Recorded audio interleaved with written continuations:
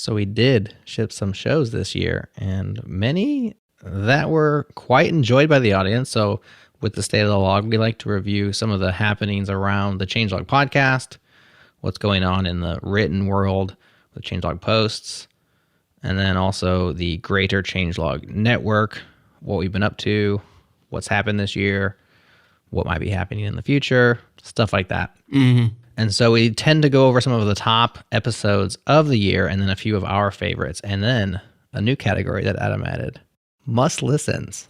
Oh, yeah.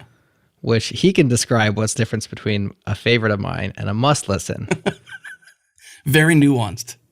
It's a very slight distinction. Nuanced. I mean, it's like, I liked this episode, but you don't have to listen to it if you don't want to. But this one's a must listen. Well, it's a way to get more on my list, really.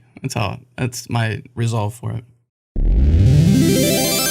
Bandwidth for Changelog is provided by Fastly. Learn more at fastly.com. Our feature flags are powered by LaunchDarkly. Check them out at launchdarkly.com. And we're hosted on Linode cloud servers. Get $100 in free credit at linode.com/changelog. The hard part about monitoring incredibly complex architecture means that you're probably monitoring with a dozen different tools. And when something goes wrong, you can waste a ton of time jumping between those various tools just to figure out what happened. That's painful. Our friends at New Relic want to change that, and they're giving you one user and 100 gigs a month completely free to try out. Head to newrelic.com to get started for free with one user and 100 gigs per month. It's totally free forever. Again, newrelic.com.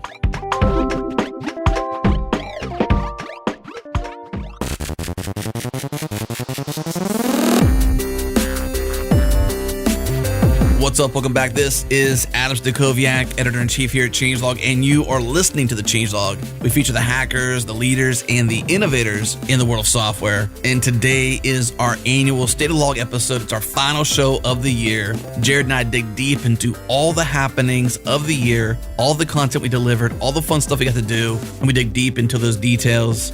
This is our final show of the year, so if you're new here, thanks for tuning in. If you're old here, thanks for sticking around. And if you're somewhere in the middle there, just keep sticking around. Enjoy this final episode, and we'll see you next year.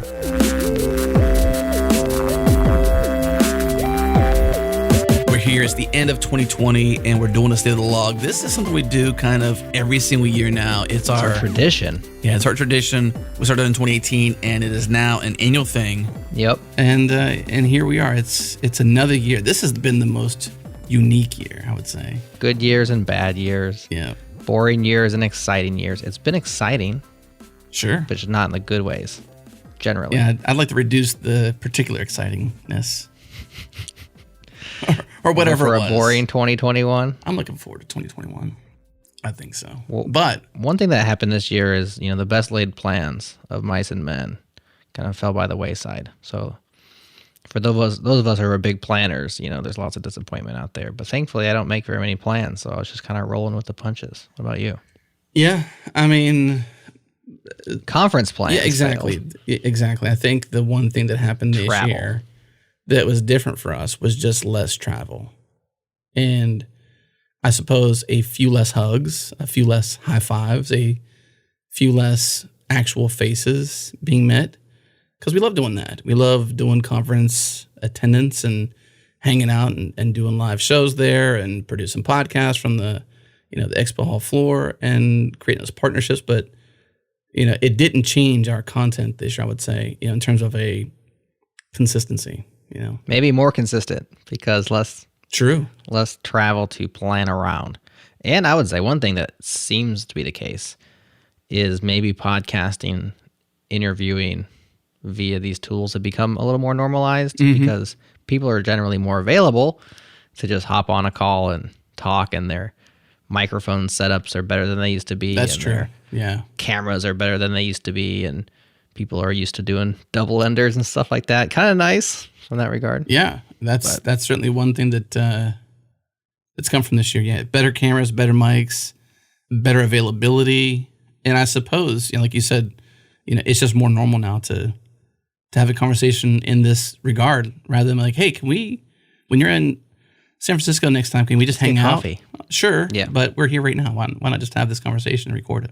Yeah. So we recorded a lot of shows this year, In fact, 34 more episodes than last year. So if you're going on pure episode count, we're killing ourselves. From past us is losing the battle. 234 episodes shipped across our network in 2020. 49 by the time the year is out, of the Changelog, which is up 3 from 46. And in fact, we tell ourselves we ship 50 shows a year, so we're only slightly lying this year. I think this might be the first year we're that close to 50. Probably.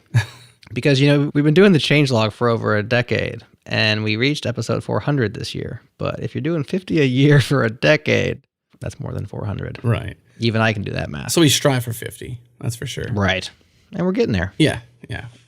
And, the thing I think happens is summer gets busy for everyone. We overpromise and underdeliver for ourselves evenly. We have great desires. It's not because we're bad people. We just have great ambitions, and we sometimes just don't get to deliver as much as we wanted to.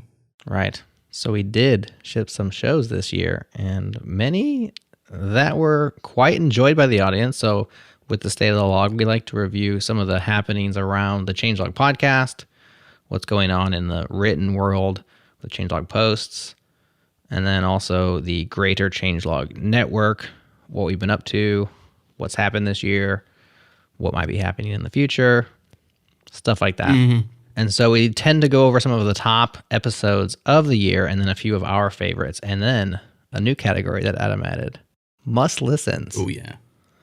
Which he can describe what's the difference between a favorite of mine and a must listen. Very nuanced. It's a very slight distinction. Nuanced. I mean, it's like, I liked this episode, but you don't have to listen to it if you don't want to. But this one's a must listen. Well, it's a way to get more on my list, really. That's my resolve for it. So it's a brain hack for yourself. In that regard, though, with more shows, one thing I see more this year is tweets that don't just say, listen to the Changelog or listen to Go Thomas. Now it's like, listen to anything from @Changelog, which is our kind of primary. Cool. I've seen that more and more this year, which I like a lot. Yeah, it's definitely a nice change, of course, and always happy to see those. Yeah. We put all the TLC into all of the shows on our network, and so we are happy to hear that somebody likes our shows enough that they could just say, hey, anything from Changelog is going to be good. Mm-hmm. And that's kind of the goal. So when we hear that, we are happy because we are accomplishing our goals. So let's turn to the most popular, shall we?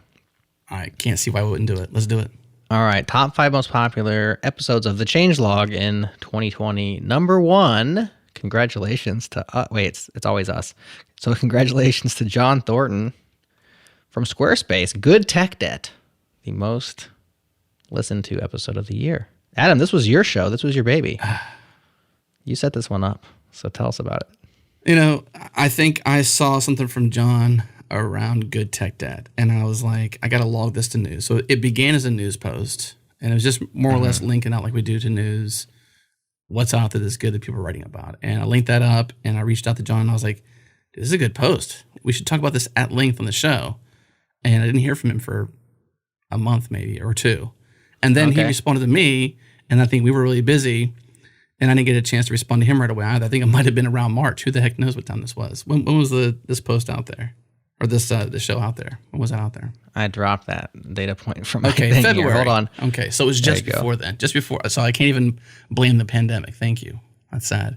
But it took me a little bit to get back to John, and I was like, it would make sense to talk through this concept of good tech debt, because everybody hears about this, like, that it's bad or it's negative. And let's be honest, most of the time tech debt is a bad thing, right? It's debt. Right.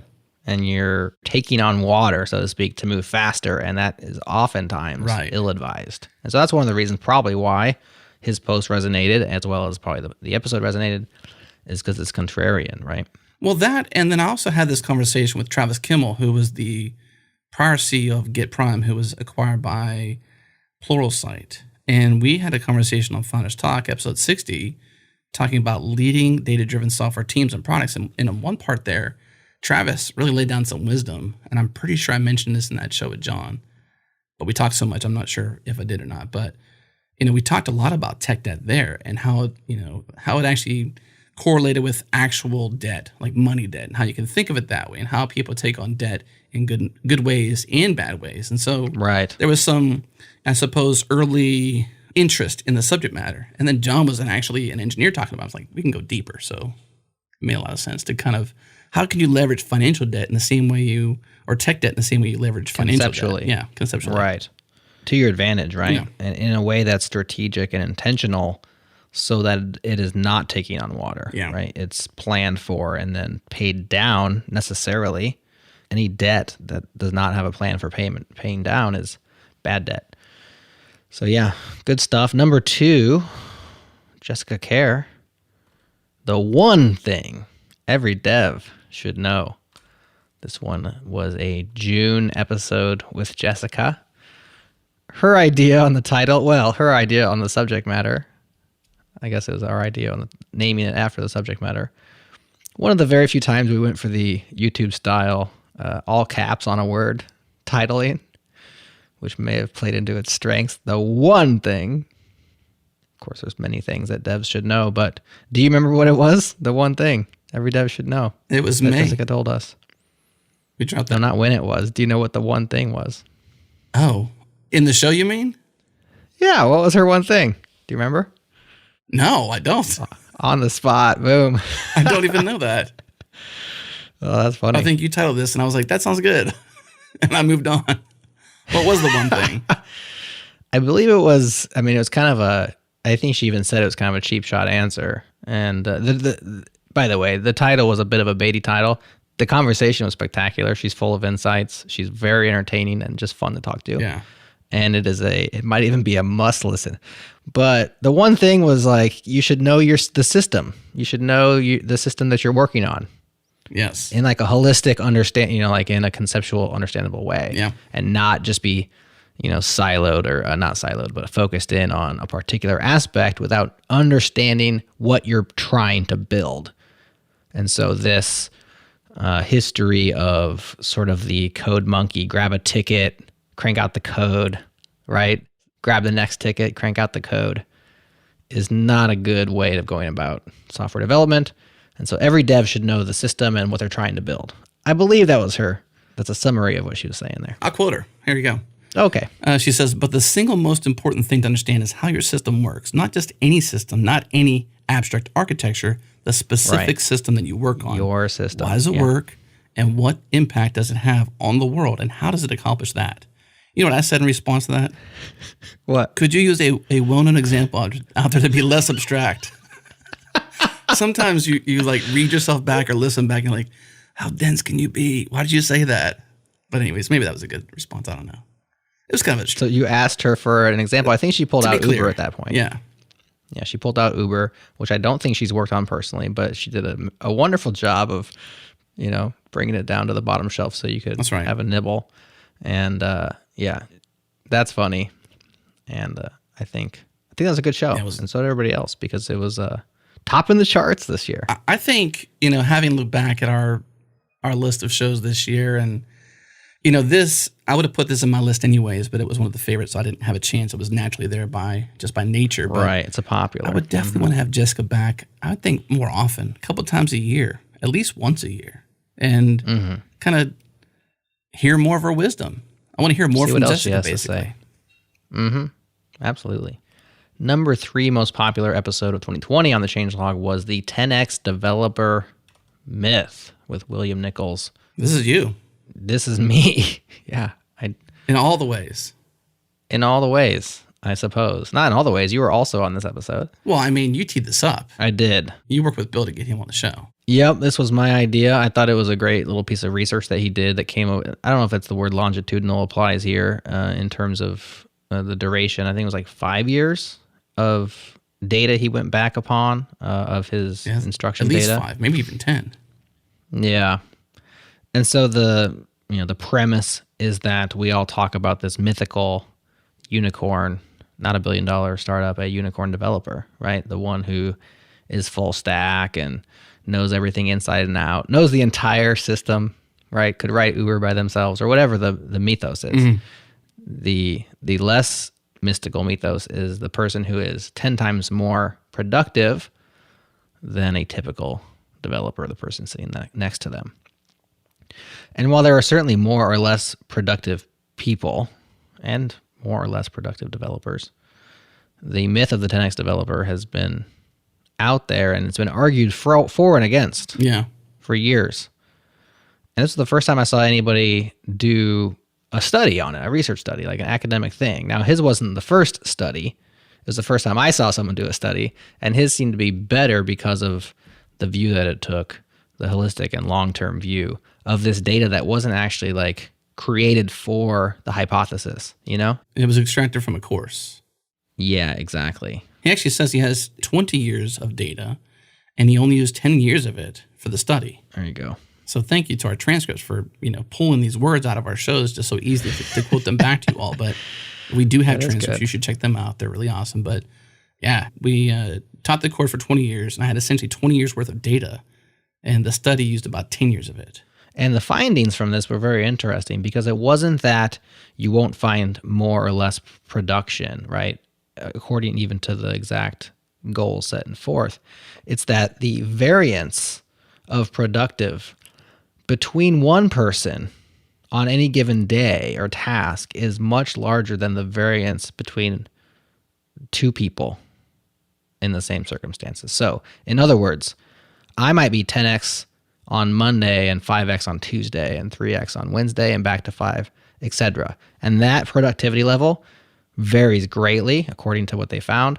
But the one where I sustain like this 10x speed over somebody else in any demonstrable, repeatable fashion seems to be a myth. That's what we discussed in that episode, and I thought it was very interesting. Well, you have to think about it from logical terms, too. And thankfully, we have a study to prove it. But, if you just started to run as fast as you could right now, you're not Jason Bourne.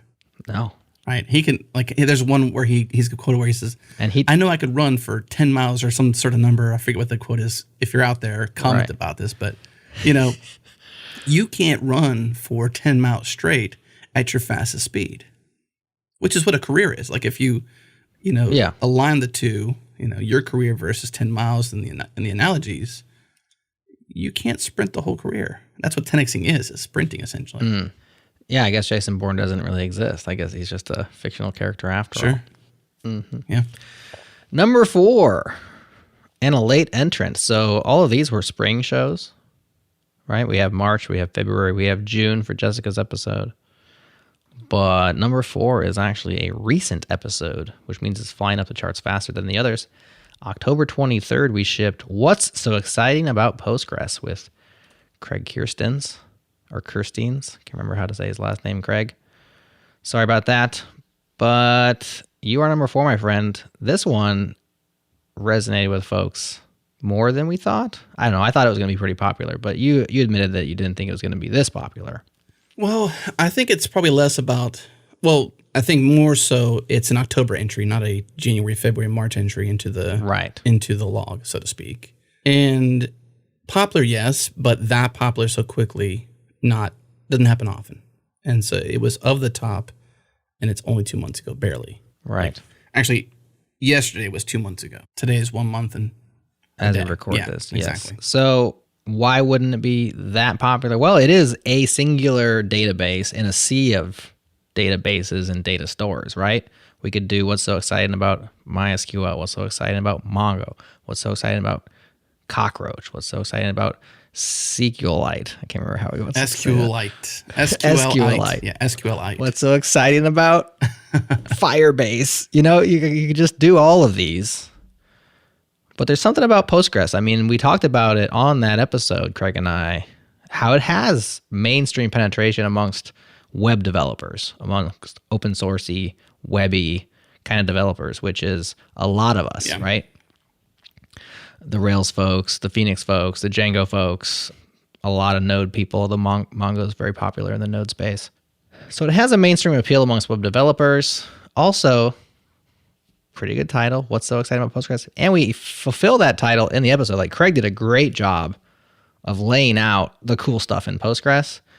And this one also, I believe, did spend a weekend on Hacker News homepage, people discussing it. So that drums up interest, and somebody who may have not listened to it ended up listening to it because of a debate about this particular feature and that. And it was also, I think, a shorter episode. 68 minutes total runtime. Which may lead into... Oh, 68? Okay, I take total it back. runtime. It wasn't shorter.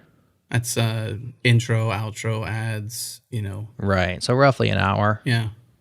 Which is not... I wouldn't call that shorter. I'd say it's probably in like the shorter third of our episodes. We go 60 to 80 minutes generally for the changelog. So, number 4, what's so exciting about Postgres? On that note, though, I think the thing we do often is play sleuth in terms of like what made this show stand out. Yeah. And so my response, like what made this one, like my surprise wasn't it didn't deserve it or it was just unfounded. It was more like literally what, and I suppose spending a day on Hacker News or the weekend on Hacker News does impact that. Being in Postgres Weekly, the newsletter for it, impacts that as well. And so I think for us, and listeners, hey, you want to help us, promote your favorite show. Like if you're listening to this show and you're like, this is my favorite show of the year so far, and that's what you do when you listen to the show, find a way to share with others. That's the best way you can help us. Yeah. There's also a Postgres community. I mean, it was in Postgres Weekly, like you said, which Craig helps to curate. And the Postgres community, like, folks are passionate, It's like, it's their database. And I say that third person plural, but I don't have the passion for it, but I do also I do love Postgres, And when I see Postgres out there getting its comeuppance, right? So it's due credit. I'm likely to listen to that or share that link. Or, in fact, I find myself sharing Postgres things on Changelog News more than other databases, and I start to question myself, like, am I just being biased here? And it's like, well, you're obviously biased. I think it's interesting. I am. Are you exploring your bias by doing so? Is it detrimental to the feed? Yeah. Anyways. I'd be curious on the note of, what's so exciting about blah? If there's a blah out there like MySQL or Mongo or others, I'd be curious if the listeners want to hear us do another variant of that with a different database or make it a thing. Yeah, if I think about other databases we've covered, like we've done Elasticsearch, not in that format, but we've had a show on that. We've had a show now on Postgres. We've had shows on like up and coming databases over the years, but not really like the established tried and true ones as much. What was that database? Gun database, wasn't it? Gun.js? GunDB. GunDB, yeah. Yeah. And then BoltDB, a couple we did some key value stores. I might be mixing GoTime with the changelog a little bit, but we've definitely done DBs. We do DBs. But generally going back to something that's been around for 25 years or plus, don't do that quite as often. Maybe MariaDB deserved its moment on the changelog. Number 5 was Meet Algo, your personal VPN in the cloud. This was an early show. This was January 20th. With Dan Guido from Trail of Bits. I think you were sick that day, or you had some sort of problem where you weren't on that episode, but you were planning to be. Do you remember what that was about? Probably doesn't matter. Don't know. It was in January. Maybe I was still getting over January 1st. I'm just kidding. Don't do that. January 20th. 3 weeks later, the guy's still struggling. I do know that January is our busiest time of the year in terms of sales and partnerships and stuff like that. So that's always my excuse in January and December and November. So I get 3 months where I can, claim too busy essentially. But that is one of our busiest times. Might have been around that. I don't think so though. Yeah. Doesn't matter. The interesting thing here is that, it's an open source VPN. And a lot of people have, how many content creators out there do you hear and their ad is of some VPN? Oh, so many, right? Lots of them. Let's not advertise them because they're not paying us to. Almost did. Go through the list. Almost did. Yeah, Express. But there's just so many, and I think from the consumer side, a non-techie consumer side, you think, oh, it's just a service, and you sign up for it, and next thing you know, all the data you're already trying to, keep safe by using a VPN in the first place is not safe, and so that's really about the premise of Algo is. It's something you can self-host in your own cloud. You can set it up yourself. In fact, you even did a deep dive after the episode shipped doing such a thing. That's right. And we talk about some of the hype train that I generally will hop on and then hop off as soon as the next show comes around. I'm running Algo in the cloud to this day. Is that right? Absolutely. In fact, it bit me in the butt. I'll tell you why. Because I upgraded to iOS 14 on my phone, and I have my VPN configuration in there. And then you have it set up to automatically turn off or on, and depending on which network you're on. So like if I'm on my home network, I don't want algo on, obviously, right? And if I'm on LTE, I want it on. I can't remember if I want it on or off on LTE. I think it's off on LTE, but when I join a Wi-Fi, that's when I want it to turn on, right?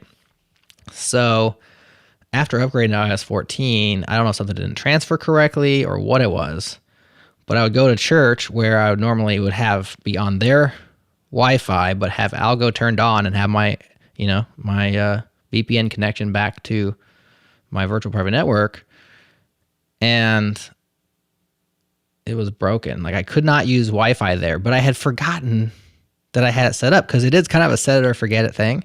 It just turns itself off or on at the appropriate time. And I'm walking around all my friends. I'm like, hey, can you get on the Wi-Fi? Hey, can you get on the Wi-Fi? They're like, yeah, it's fine. It's totally. I'm like, I think I was yeah, something's wrong. So I was like I'd flip my Wi-Fi off and use LTE at church for like 3 weeks until I finally saw at one point the VPN thing trying to turn on and it like couldn't connect anymore. Anyways, I figured out it was me the whole time. I was like blaming the Wi-Fi. I'm like, something's wrong with this Wi-Fi. So it came back to bite me, but yeah, I'm still running it. And I do have a video out there on YouTube setting up algo from scratch. It is dead simple. And Dan did a great job explaining it on the show. He also did a great job since he's a InfoSec guy, been around a long time and understands these things very well, laying out some of the problems with a lot of the commercial services, the logging, the lack of anonymization, the middleman, all that kind of stuff. Why those things are popular, which is mostly because people want to access content that's regionally restricted. Yeah, good episode for sure. I'm kind of bummed I missed it, honestly. I love VPNs. We need a round two. You can quote me on that. I love VPNs. Adam Stacoviak. That would be good. We need a VPN sponsor, and that can just be our quote. It won't say the actual name of the service. It's just I love VPNs. That's right. I promote all VPNs. Okay. I actually work for the VPN conglomerate, the folks behind all the sugar and stuff. Like big VPN. Yeah, big VPN. That'd be cool. What's it going to take to get you in a VPN today?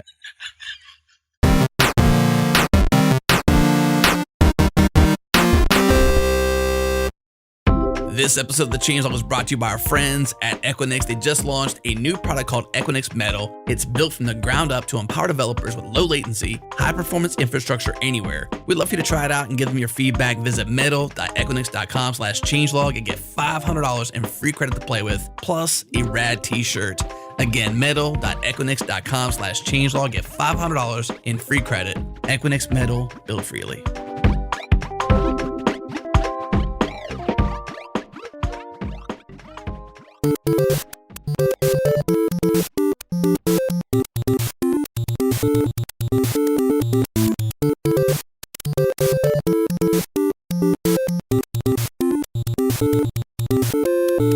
Okay, that's our top 5 popular episodes, according to listeners.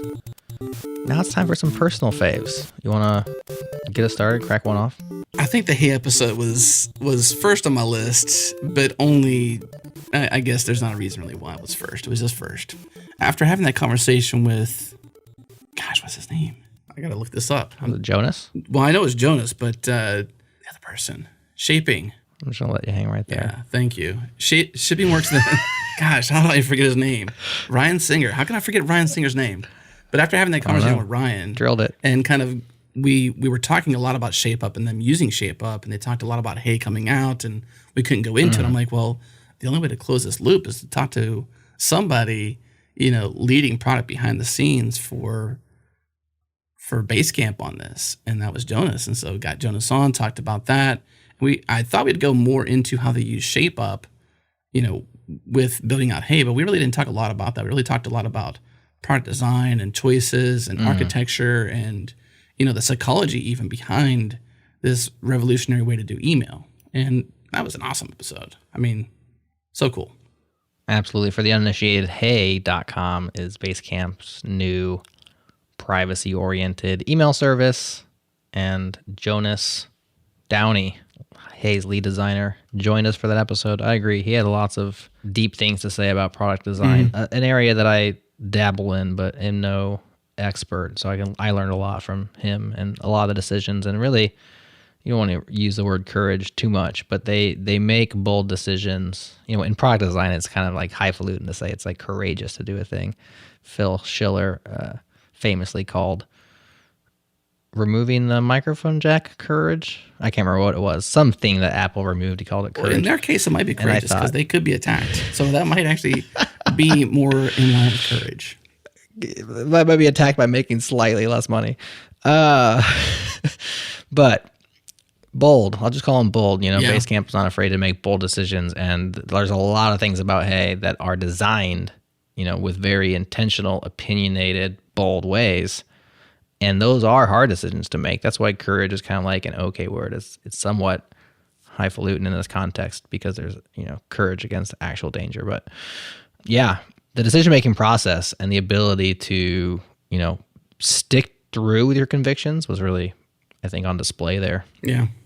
I wonder how they, I think too, you get a behind-the-scenes look at this and you wonder how they make the decisions they do. And you can see how closely David and Jason played a role in this particular product, and you even saw it in the rollout. And you can sort of be on the outside of the announcements of Hay, or the I want to be on the invite list, or all the hoopla between them and Apple with the App Store and stuff like that, and whatever came from that. But then you see the inside, like how did you make decisions? Like how do you even approach redesigning email? And I think for me that was one of the things to dive deeper into.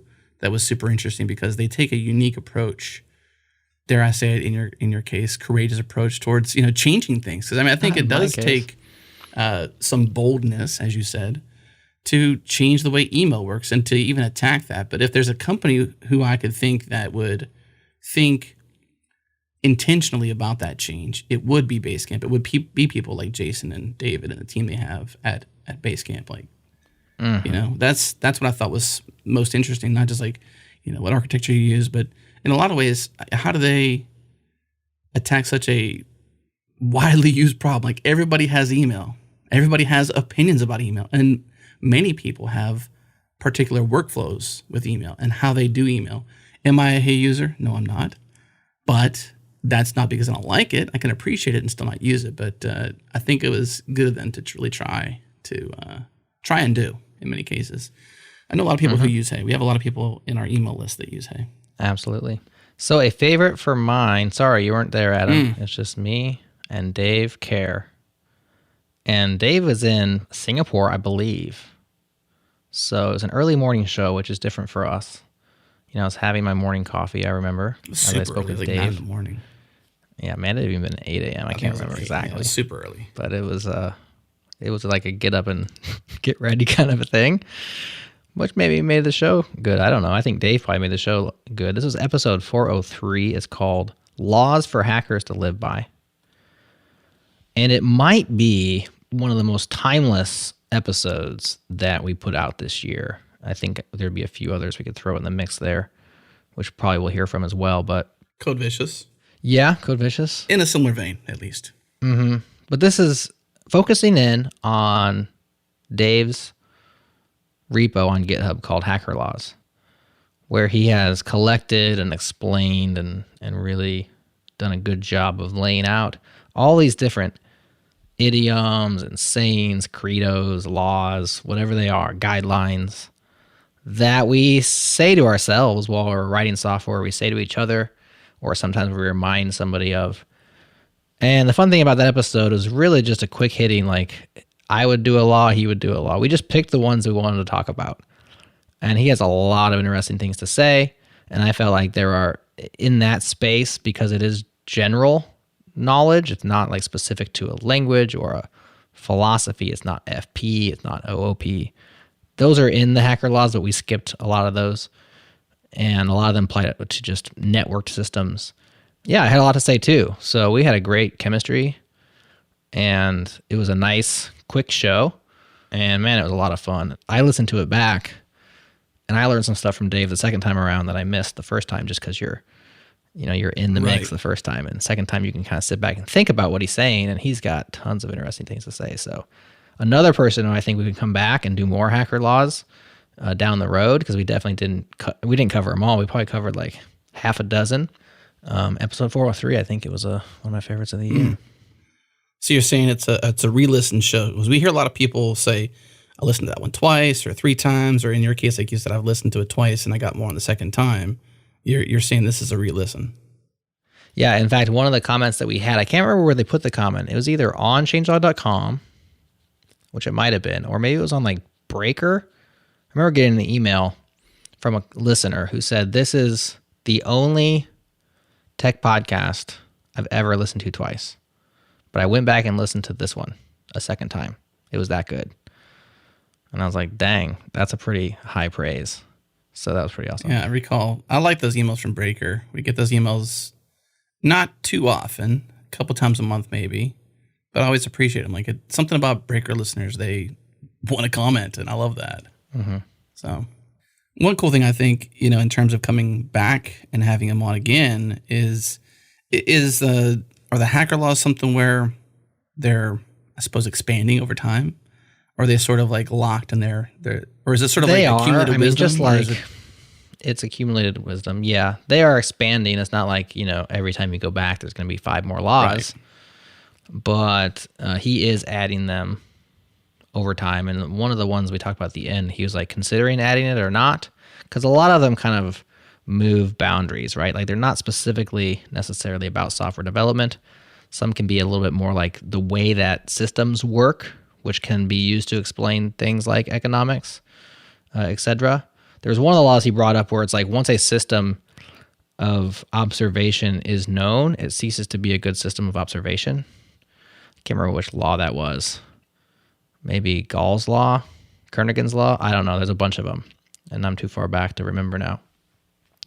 But something like that can be used to describe like economic systems, relationship systems, not just the code. Workplace, yeah. But then also it can be used to describe software. Yeah. So they are being added, but it's not like at a high speed pace. Kind of reminds me of like maybe the Guinness Book of World Records too, where you can submit a law. Like it's totally. An unknown law out there. Can you submit a law that you maybe have coined yourself? You've derived it through your own wisdom and your own team and your career. Like, I believe this should be a law, and you name it. This is Stakoviak law or Santo law, whatever. Right. Yeah, you got to be pretty smart to coin one of those, but you could submit it and see if Dave will let it go in or not. What are you trying now to say, that we Jerod? know him, I got a personal. I'm not very smart. No, I'm saying you and I are not going to hit that threshold. Right. So I looked up real-time follow-up. Kernighan's law is the one that states that since debugging is twice as hard as writing code, if you write the most clever code you can, you by definition cannot debug it. That's kind of a fun one. And then Gall's law is, I'm paraphrasing, it says that a complex system that works is invariably found to have evolved from a simple system that worked. So you can't start with a complex system. You have to build it out of a simple system. So neither of those two that I went off the top of my head are the one that I'm thinking of that he was considering adding. But definitely go listen to the episode if you want more on that. I enjoyed that show. It was a fun show. Good. What's your other favorite? Or are you moving on to must listens? I'll just say I consider that one a must listen. It's also one of my favorites. I don't know how to differentiate the two, but there you go. Your turn. Well, like I said, I'm just trying to pad the system here. My idea for must listen really is just to get more on my list. Oh, okay. I can go quick. So I mentioned Shipping Worth It Matters tangentially by mentioning the Hey episode with Jonas. I think that's a must listen. I mean, I think there's so much wisdom in there that like that's why I love having Ryan on the show. I feel like every time, especially that last segment with Ryan, like we didn't even kind of fun story, a fun aside about Shipping Worth It Matters. That episode. What episode was that, Jerry? What's the number for that one? 399. When we recorded that, we were actually we take breaks and we do the breaks for post-production produced ads to sort of slot those in the mastering process. And we hit break number 2, which is the segment between segment 2 and segment 3. Well, we actually didn't record technically a segment 3. We just sort of like just kept talking so long that we didn't have any more time to talk with Ryan. So we were like, I think we've talked about enough cool stuff that we can make that a segment 3. And I've went back and listened to it. And I think it's some of the best stuff we've laid down with Ryan ever. I mean, I think it was really good stuff. So for me, it's a must listen because I think Ryan just oozes wisdom. You'll like that, Ryan. Absolutely. Yeah, that was a fun moment because we were kind of like, well, we're out of time, but we haven't done the third part of the show yet. And we had talked for probably an hour, maybe 90 minutes at least in the break. And we record the breaks because you don't stop and start. And we're just kind of like, well, yeah. Can we just turn that? We asked his permission. We're like, can we just turn this chit chat into a segment? And he was all about it because it was an interesting conversation for him as well. So yeah, that was fun. So faves for me, it's okay to make money from open source because I think, there's a lot of good stuff in that show, but just the title alone gives you permission. So many people out there in open source feel like you can't make money from open source. And I think that episode in particular really just, says you should. And there's, nice ways and good ways you can actually profit from open source in ways that aren't a detriment to the community that it serves.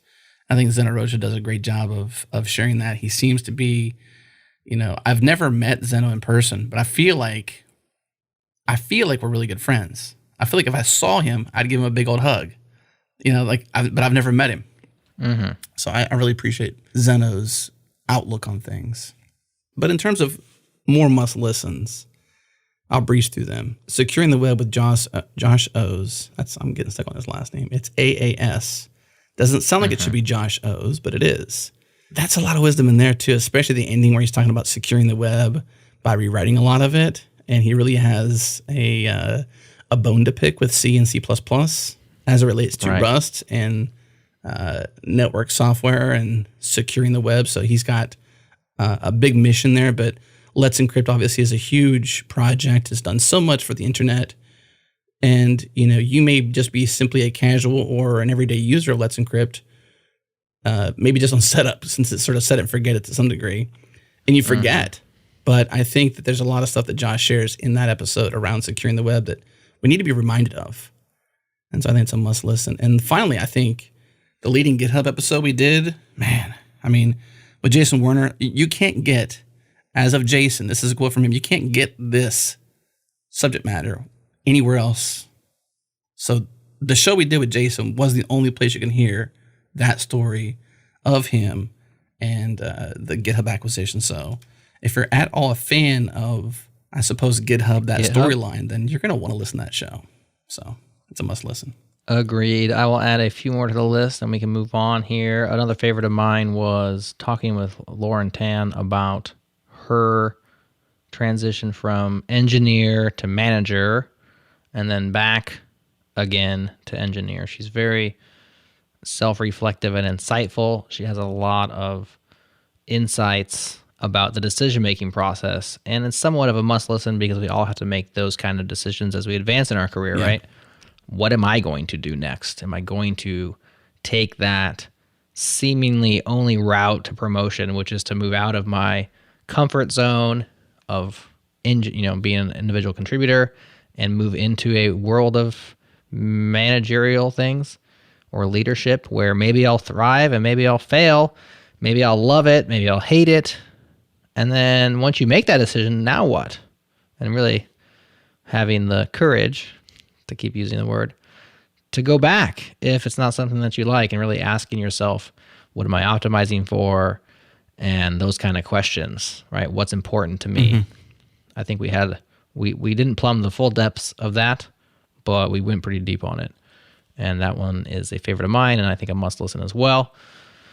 Last one I have for the list is Stephanie Murillo, The Developer's Guide to Content Creation. I think this is a must listen right here because I'm now learning the difference between the two.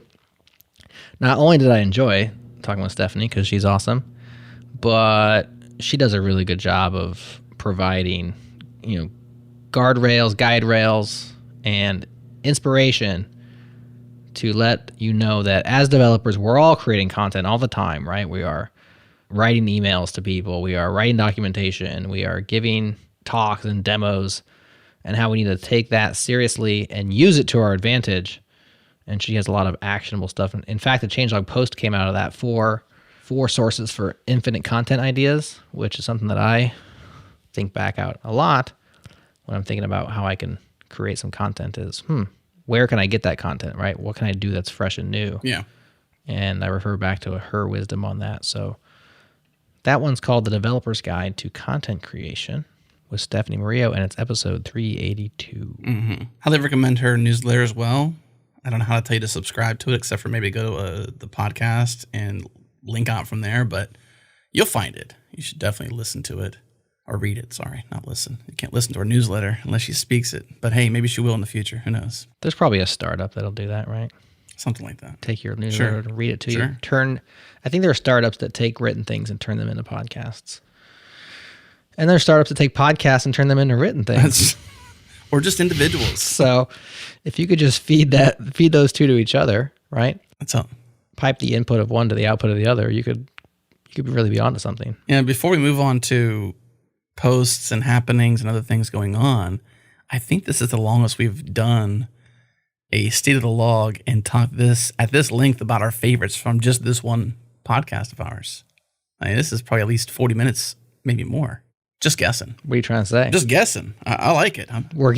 We love our stuff. Better at it or worse at it? We love our stuff. We really appreciate it. It is tough to go back and pick favorites, because we set up all these episodes, had all these conversations. Yeah. And so we think, of course, some things go better than others. But yeah, we tend to think they're all pretty good. Otherwise, we wouldn't have done them in the first place. It's a very hard process to whittle it down to what we've shared here. Go listen to all, 49? Go listen to all 49. That's You'll right. Love them. All right. Are you done with that? We'll move on to the Changelog posts. Let's do it. So we don't just podcast. Newsflash. Do. That's my newsflash noise. Is that right? I like that. We do other things. And people are often surprised. They say, wait a second. You guys have an awesome weekly newsletter? Wait, no. Do you guys actually have a website? You guys have a website? There are other podcasts besides the Changelog? No, I say that facetiously, but we get that a lot. In fact, people have been listening forever. And what's funny is some people are subscribed to our master feed, which is all of our shows in one place, and which means you get, instead of 1 show a week, you get maybe 5 shows a week.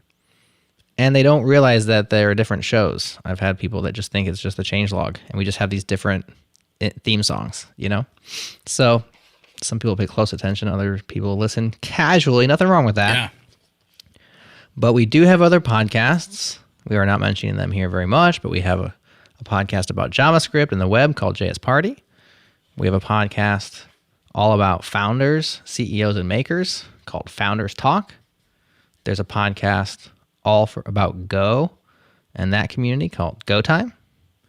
There's a podcast all about machine learning and AI and data science. It's called Practical AI.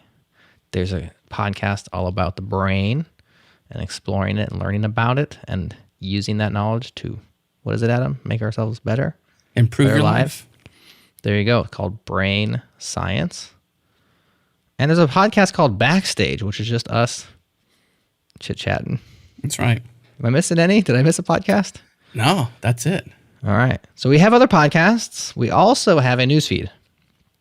And we've had a newsfeed for many, many years. In fact, my first contribution to Changelog was on the newsfeed. I was logging news. And we like to point at things that are interesting. We like to contextualize the news, say why we think it's interesting, throw a random joke or two in there or pop culture reference just to make it not boring. Sure. And ship that out on a weekly basis. It's also on our website, which is changelog.com. On the homepage there, you can keep up with the news. It's not going to overwhelm you. It's not an aggregate based on upvotes and comments and blah, blah, blah. It's us curating the news, which you can submit for us to cover. We ask you to do so at changelog.com/submit. Submit other people's stuff, submit your stuff, all good, as long as it's interesting. And we'd be happy to share it. So we do news, and we also do Changelog posts, which is more like a blog. And we don't do that quite as often. We haven't shipped 234 blog posts this year. But we do it from time to time, and we do want to do it more. And we're working on not a submission process, but a pitch process to write for changelog.com/posts coming at you in 2021. But we've been doing that as well. So some of those are real hits and have made waves and have been pretty exciting. And we're going to talk about a few things that published this year on Changelog posts that have been big and interesting. So I've been talking too much. Adam, your turn. I think the one thing I'll say is just we're selective. It's not so much that the frequency would be more if I think we, one, had more time, and two, we weren't as selective. We want to feature not so much the best of the best in terms of like, oh, this is bad content, oh, this is good content, but really good ideas, not just your, run-of-the-mill tutorial, which those are great. It's just not what we're trying to optimize for. We're trying to optimize for sharing big ideas. And, I think we lead off with a controversial subject, a big idea, and some might say an unpopular opinion. Would you say, Jerod? So some would say that. On Go Time, Kelsey Hightower, well known in the cloud space, well known in the Kubernetes space, came from CoreOS, did a bunch of cool stuff there, has been really well known in the Kubernetes space, doing a lot of cool stuff around containers, a lot of things around Docker, a lot of things around Go. He's been an MC many times at many conferences, a chair at many conferences. I've seen him recently, or at least a couple years ago, at GopherCon. But he wrote a post for us called Monoliths of the Future. But technically he didn't write it, but technically he did. So maybe we can sort of give a peek behind the veil to the process there. But on Go Time, Kelsey shared an unpopular opinion called Monoliths are the Future. And he laid it all out there. And we turned that into a post via the transcript and shared that. Because, hey, what happens often is content will get stuck in a podcast. And we've had Alex doing great transcripts for us since episode 200 of the Changelog. And we're now at 400 and something now? I don't know what number we're at. 430 something, I think, if I can recall correctly. But, so for many years now, basically. And so this post from Kelsey, I think it got 150,000 uniques, maybe more. I don't know. What was the number? 200,000? It was ridiculous. And it's because Kelsey is incredibly eloquent and, as DHH said, drops hot fire. And he actually speaks, it's almost like he speaks in a way as if somebody had written it. You know what I'm saying? Yeah. When you write something, you craft what you're going to say, and you can craft a sentence. Yeah. And Kelsey just talks that way. Naturally. In a way that's coherent and natural. Yeah, it's a skill. It's a talent. Yeah, when people say very interesting things on our shows, and that's buried in a 60, 80-minute podcast episode, we like to get those things featured, and sometimes they stand on their own. And so we've been with the actual person, so we didn't do this without, Kelsey Hightower's permission or participation. Take the transcript, repurpose it into a blog post, make it readable. We rewrite parts of it just to make it more like a written piece and less like a stream of consciousness, and turn that into a Changelog post. And Monoliths Are the Future, back in January, was an epic Changelog post by Kelsey Hightower.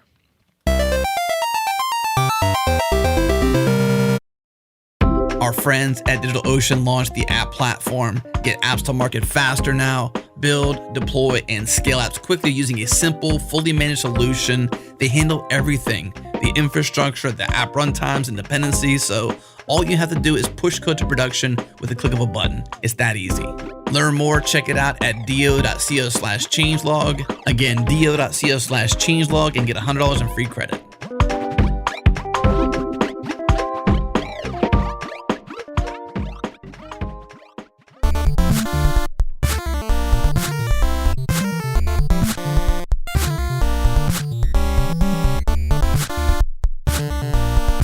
It certainly gave us more fuel to our fire because, like I said, with the time and the selectiveness, to see a way, I suppose, to put more effort, since you mentioned we're less known for posts and more known for podcasts, to, we obviously value written content, but we're not known for being a place to house it. But it gave us more motivation to put more effort into it because we saw such great response from that. And it's less about, hey, popularity, it's more about sharing big ideas. That's why I think we're selective, because we want to share really big ideas with people and be a platform you can do it with. So if you got a big idea, hey, reach out.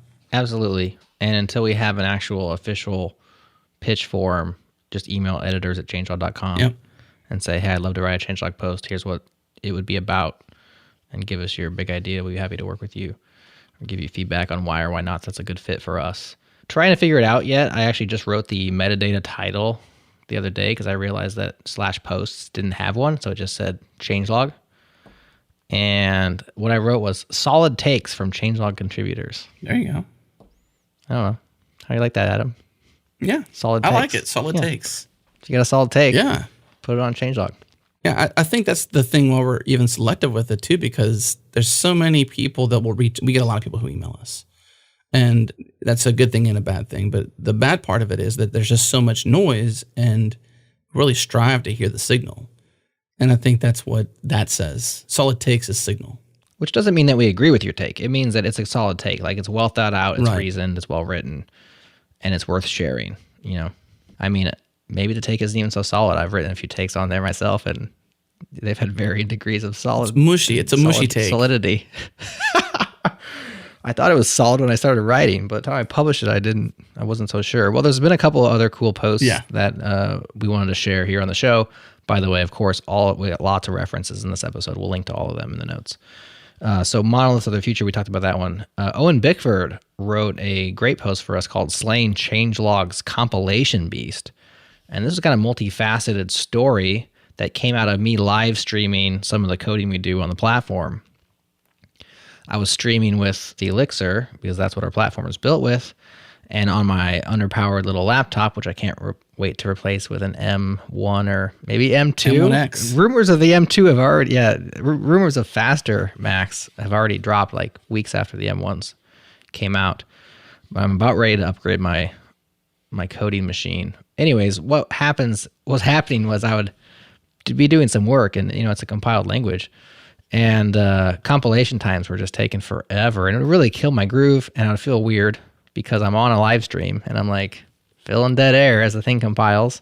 And Owen was watching the live stream on YouTube, feeling the pain right alongside me, and decided to take action. So he figured out a way by basically changing the way we do some aliases versus some imports in our code to cut way down on the required files to recompile when I'm editing other files. And he went ahead and made a PR, and there was some back and forth with a few of the Elixir team on it. And it was such a cool thing that we had him write a changelog post, and then we brought him on Backstage as well. Yeah. And I had a fun conversation with Owen on Backstage, just all about that process and really what he's up to and what he likes about YouTube and watching people stream and stuff like that. So the post is called Slaying Changelog's Compilation Beast. The episode of Backstage, I think it's called YouTube Made Me Do It. That's right. YouTube Made Me Do It. That's a sweet title, too. That's a sweet title. It's half the fun of podcasting, man. It's choosing a title. Yeah, it is kind of fun. Yeah, so shout out to Owen Bickford. Awesome contributions to our code and to changelog posts, as well as to our Backstage podcast. It was pretty cool. And he was a cool guy that I enjoyed meeting and hanging out with. Man, that just shows that we're approachable, too. I mean, our code base is approachable in terms of being open source. Elixir is maybe less utilized out there as a language, but definitely gaining steam and definitely becoming more and more popular. Mm-hmm. But approachable. I think that's kind of cool that you can feel the pain of Jerod on a show, on a live stream, and solve that pain, and then, write about it and podcast about it. I mean, that's pretty cool. You can share your ideas. I think that's, I think more than anything. Trifecta. The trifecta. I think more than anything, it's a keep coming back to, it's a place to belong. That's what I think we've done is, you can come here and hang out. This is a place to belong, and this with Owen is proof of that. Yeah. By the way, that reminds me. Do you remember on the Code Vicious show where GNN said, "You're not going to go off and learn Elixir and then a couple of years be not using it again"? Do you remember that? I vaguely. Our listeners might remember. Vaguely, yes. It was funny because we talked about Elixir being not that well known language. Mm-hmm. And he was talking about, I asked him how many language transitions. So this is, for those who didn't listen to that episode, Code Vicious is a guy who's been, coding C, C++, and assembly for 20 years. And he's talking about transitions through different languages. I asked him how many languages he'd made a difference and what was interesting to him. He's actually interested in Rust after all these years. But he made this offhanded remark, which was funny. I don't know if he picked on Elixir because he knew that I write Elixir, or if it was just he had to think of a somewhat obscure language that has been on a hype cycle recently, and he just came up with that one. But he mentioned how he wasn't going to just go pick up Elixir and then use it for a few years and then, have no use for it and go back to what he was doing. And Adam at the time kind of gave me this grin, like I was getting called out on the show, because I was like, I might do that. Yeah, he was answering essentially how to become or remain relevant. Yeah, that's right. And I can quote this. He says, the only way I think to really remain relevant is to study the topic of computer science. Not every day. I don't expect everyone to be sitting around reading algorithms, but to realize that that's the thing you should be studying, in this case, computer science. Bob's latest language, not like, oh, there's a book on Elixir, so this what Jared's talking about. Let's become an expert on Elixir, and then 3 years from now, not be using it. I think that's the way to remain relevant over a lifetime in our industry, is to basically keep studying computer science things. I agree with him 100%. Yeah. I just thought it was funny that he's like, I'm not going to be like, hey, there's a book on Elixir, which is pretty much what I did. Okay. But I'm still using it. I didn't discard it 3 years later. So he wasn't picking too much on me. Let's talk real quick about a couple more changelog posts. We're getting a bit long-winded. Mislav. So you may know Mislav Marinich from GitHub. Recently on Go Time, talking about the transition of the GitHub CLI, which was previously called Hub and was a Ruby program for many years that he began, I think actually Chris Wanstroth began it, and Mislav hopped on it and contributed to it for many years. I think before he was even at GitHub, but definitely while he was at GitHub doing other things. And he has recently taken up the CLI as one of his main projects there at GitHub, rewrote it in Go, and launched it as an official CLI. And he shared this post called "Git is simply too hard." You may have seen this one recently as it just came out a couple of weeks back, October, November timeframe. And yeah, this one resonated with people quite a bit. It made the rounds on all the typical dev, Twitter, Hacker News, Reddit, Changelog News ecosystem, the blogosphere, as we once called it.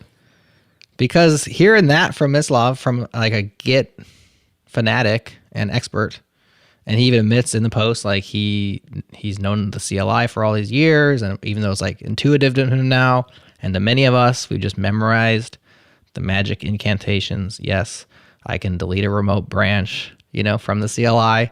I have no idea why I have to push with a colon in front of the branch name or whatever it is. That despite how powerful the technology is and how useful it is and how much it's enabled, it's just too hard to learn.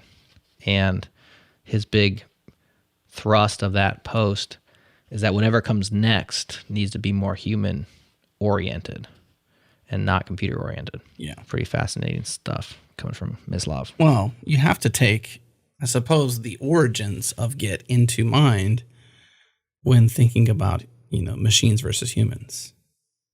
Yeah. Linus Torvalds and the complex domain, right? Like how complex it is. Was trying to solve. Yeah. But yeah, you would think, so anytime you're doing anything when it comes to software development, when a human is doing the work, it should be human friendly, I suppose, right? That would make sense. But unfortunately, that's not the case for Git. And yet it's ubiquitous amongst us, right? Like it basically won the battle with Mercurial, which was more user friendly in its API and its command line syntax and stuff than Git was. But I think GitHub really gave Git that killer, it's like a killer feature, killer app, killer place, right? The network that built around Git because of GitHub really made it beat Mercurial, whereas Mercurial had some very serious advantages in the things that Mislav is talking about in this. And the context is really like the next 10 million GitHub users or Git users or whatever it is. He says it could be Git that reinvents itself, right? Or a layer on Git. Whatever it is that comes next should be designed for like not just coders, but authors, journalists, research scientists, et cetera, and these people shouldn't have to go through the pain that we've all been through, if you know Git like I do, to learn Git. Like it's too hard. So good post, read that one. The last one's written by me. Hey, we can cover this one real fast. Where I write, there's a good reason why experienced devs say it depends so often. And the subtitle is, we're all sick of it, but we're not going to stop saying it. I was inspired to write this post after reading a post by Chris Coyer on CSS Tricks about Jamstack. And to summarize, Chris says Jamstack. It depends, right? And there's a big war in Jamstack world, in front-end world right now, between Jamstack things or like completely pre-rendered things and what you consider like traditional or old school server-side rendering. There's been debates between WordPress's Matt Mullenweg and Netlify's Matt Billman about Jamstack versus SSR. And while Chris Coyer at CSS Tricks is very bullish on Jamstack, he's writing very reasoned about it.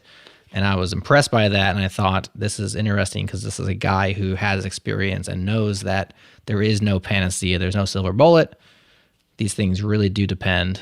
And while Jamstack has its virtues, and they are many, I'll admit that, it also has its drawbacks. And so I thought, why not turn that into a solid take on changelog.com/post? Love it. And so that one's out there as well.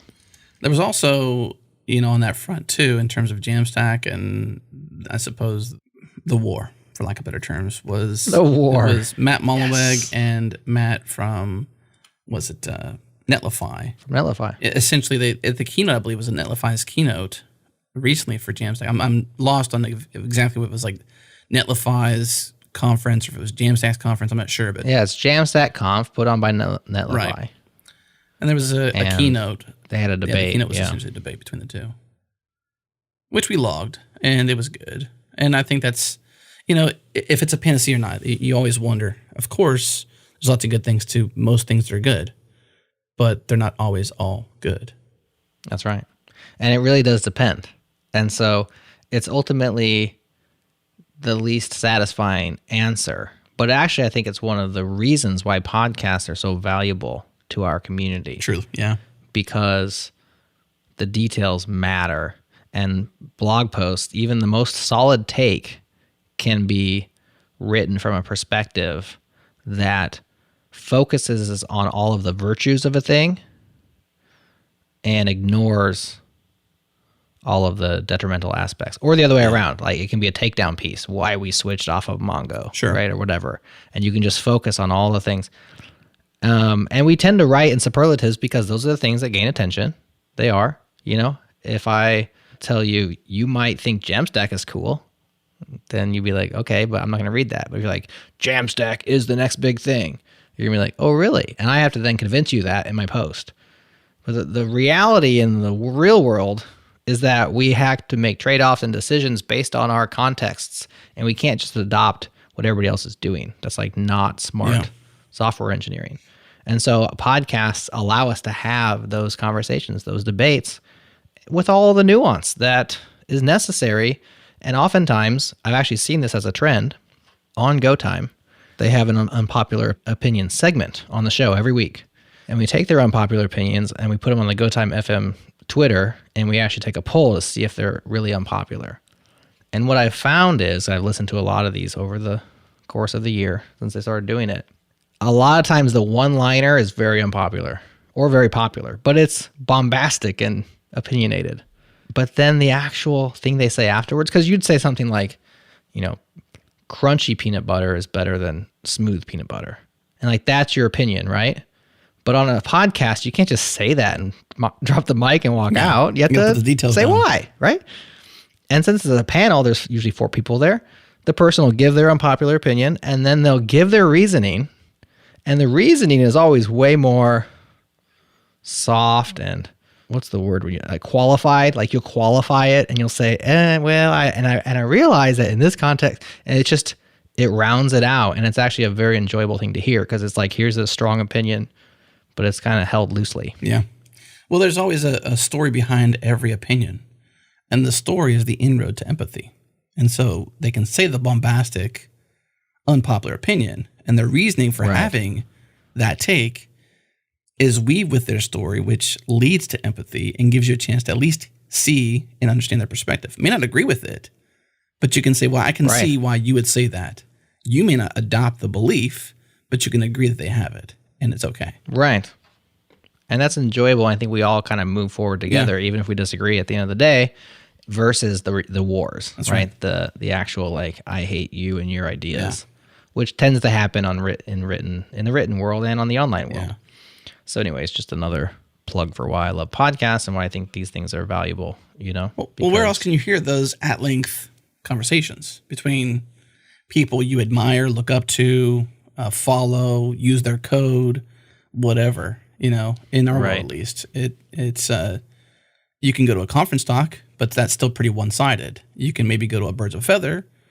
You might get some of your points and you might hear different perspectives. That's similar-ish to a podcast, but accessibility to a podcast, frequency, highly produced, we intentionally produce these every single week on multi-show layers. So, you can't really get it anywhere else. That's why you should go to changelog.com. /++. Subscribe. Good segue. Well, yeah, there you go. So let's talk about some of the goings on. We need to wrap this up because we are getting a little bit longer-winded. We're long-winded this year. I think we just we're doing more. We like what we're doing. I don't know what it is, but I don't know. We're longer-winded, that's for sure. We haven't hung out as much this week either, so maybe we're just catching up a little bit too between the two of us. But let's just talk real quick about things that we did this year. We didn't launch any new podcasts, right? We've really been keeping on. The pandemic hit. Things have been difficult. Like we mentioned at the top, life has been more difficult than work for us. We had, of course, concerns and negative consequences of the initial lockdown, and so it hasn't been all roses here, but generally speaking, everything's going well. That being said, we did launch our membership program over the summer, changelog.com/++. The coolest URL ever. I think so. That's right. I love it. You can get closer to the metal, as we say.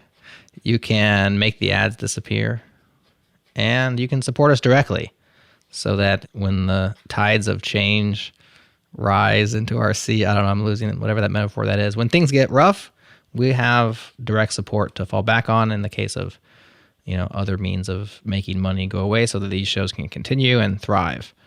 And so we launched that over the summer. Warm reception. We're thankful to everybody who's signed up so far.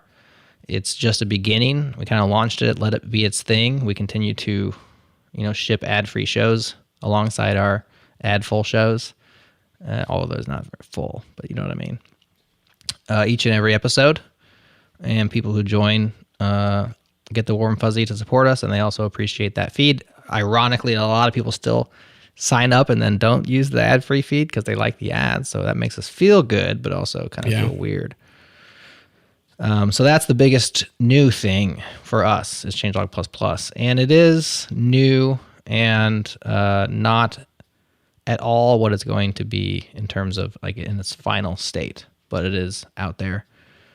And what else? What else is new this year? We've had some new people involved around our parts. Well, I think if you're curious more about ++, there's some backstage episodes that go deeper in that. So if you've piqued your curiosity, go there. You'd mentioned the pandemic, of course. We did a show on brain science that sort of covered a lot of that stuff too, which was really just embracing turbulence, as we had said. That was coined actually from an investment capital firm. I'm not sure that was the best source for the phrase, but brace for turbulence was said then. I think it's been a pretty turbulent world. So since then, and I've been bracing. So there you go. I took my own advice. I think shipping 400 episodes of the Changelog is a feat. Even though we say 50 a year, and it's been 10 years, and those numbers don't match up in terms of like the math, the multiplication. Still happy about that. I think Practically I turning 100 episodes out there is a big feat for Chris and Dino. They're doing an awesome job with that show. They care really deeply about keeping, the discussions around data science and artificial intelligence very practical, to go back to the name of it, accessible, available, I suppose, in some cases, and not just simply out in the, Skynet kind of scenarios, but practical, real-world applications. Use it today. That you can use today that are good uses for artificial intelligence and the way it can, evolve technology for humans and potentially cats and dogs, because I know Chris loves cats and dogs and animals, so maybe he turns to that side as well. But new people on shows, which is always awesome, new contributors. We've done some cool stuff with the infrastructure this year. I know that Gerhard's been working really hard on that. We did a show recently about that, another blog post about that. We have great partnerships making that happen. Linda's a great partner. Fast is a great partner. I mean, just so much. And back to what you said before, I'm thankful for the community who's supported us via Plus Plus. And it's not just simply a, hey, support us if the rug gets pulled out, but more, if you want to directly support what we do, that's why we put that there. And as Jerod mentioned, it is the beginning of it. We have more that will come to it. So be an early subscriber. Directly support us. If that's what you want to do, that's what we want you to do. Absolutely. A couple more shout outs to people new and old who are involved in Changelog this year. We've had some new panelists added to a couple of our shows. Amel Hussein, which you probably heard on the Changelog if you're a long-time listener. She had an awesome episode last year called something about ASTs. What's it called, Adam? It has to do with refactoring using ASTs. It's very, very interesting. And she has joined JS Party as a regular panelist, and she's been an awesome addition to the panel. So we're welcoming Amel. And then on Go Time, we've had 3 new panelists just this month. So Chris Brando, Angelica Hill, and Natalie Pistonovich will be on Go Time episodes coming near your ears real soon right now. We actually had them on an episode, the 3 of them, on a live show at GopherCon, and enjoyed it so much and enjoyed them so much that we just said, hey, why didn't you all just stick around and be panelists? And they said yes. So they are. So always happy to have more and new voices on our podcast. And so that's happening. And then with the platform, there's a lot of regulars hanging around the dev channel on our Slack. Of course, the Slack is completely free and everyone is welcome. Changelog.com/community. Come hang out in Slack. It's not super noisy, but it is good signal and good conversations. Yeah. So everybody who's hanging out in dev, we've had some new contributors this year. Lars Wickman, or as they say it over there, Lars Wickman. I think that's close to correct. I call him Lars Wickman because that's how a honky would say it, a Midwestern honky like myself might say it. Lars has been hacking on the code base. He's been contributing news, logging news, hanging out. Really been an enjoyable addition to our Changelog family the last year or so. So we're happy to have Lars hanging out. Of course, Gerhard. And we have Alex, who does all of our transcripts, still rocking it. Years later, and getting better and better. And then Tom, what's Tom's last name? I just call him Tom all the time. Crow. Tom Obarski. No, I know a different Tom Crow. Tom Crow? I know a Tom Crow. No, you're thinking of the actor. Russell Crowe. Russell. No, that's a whole different Crow. Yeah, this is a whole different Tom. Tom Obarski has been helping us produce some of the awesome clips and promotional materials and some video stuff. Yeah. And Tom's been awesome to have around. So just a few folks on the periphery. You probably don't see them or hear them unless they're a panelist on our shows, but they're definitely helping make Changelog awesome. So shout outs to them and best of 2021 to them as well. Anything else before we call it? I mean, in regards to Slack, I would say a channel to sign up for alone would be Apple Nerds. I mean, there's so much chatter, especially around the events. If you're into Apple. Yeah, of course, yes. If you're into Apple. But I mean, I think stats and statistics say that a majority of our audience are Apple fans. And we call them Apple Nerds lovingly, of course, because we are also Apple Nerds. And we're in there. Can't wait to actually make that t-shirt. Apple Nerds, come hang out in Apple Nerds. And that's why you should join the community. Jerod mentioned it's free. Slack may not eventually be free to us. It's free now, but it's free for you, for sure, forever. Well, we'll be off Slack if it starts charging us like that. Right. The acquisition may turn bad. Who knows what? Anyways, but you can join us in Apple Nerds. And there's always conversation in there, even latest the Apple, the AirPods Max. I mean, like, I get my Apple news from Apple Nerds, basically. So that's awesome. There you go. And that's not even by design. It was funny because Apple just announced the AirPods Max, which is basically their over-the-ear. And there was, and I actually, when someone pasted the link in our Apple Nerds channel, I thought it was a joke because there was, I think I previously did a tweet with this giant thing that looked like an AirPod. Remember that tweet, Adam, back in the day? And it was like, huge. Breaking. Apple announces AirPod Max. And I was being completely, dorky, and it was a joke. But it was like this gigantic, like 2-foot AirPod. I should retweet that now that it's real news. I can't remember if I used the exact term AirPods Max, but it was close. I like that you call it real. So I didn't think it was real. I thought it was a satire post, but Nope. So close to being satire. The price might be a satire, $550, but time will tell. We'll tell. No, I think that's pretty much it. I mean, we got some great teams behind the scenes helping us edit our shows, which, my gosh, Podcast Royale and Adam Clark and his team helping us. I mean, there's so much. If you're listening to this show and you listen to any of our shows, there's really a lot behind the scenes that make this happen. It's a 2-person operation, but there's a lot of people that go into, and a lot of effort that goes into producing these podcasts. We do it as, not as, in quotes, a labor of love, but very much we love doing this. So we do it for money, of course, because we're running a company around this, but it's not a labor of love in terms of we don't get paid.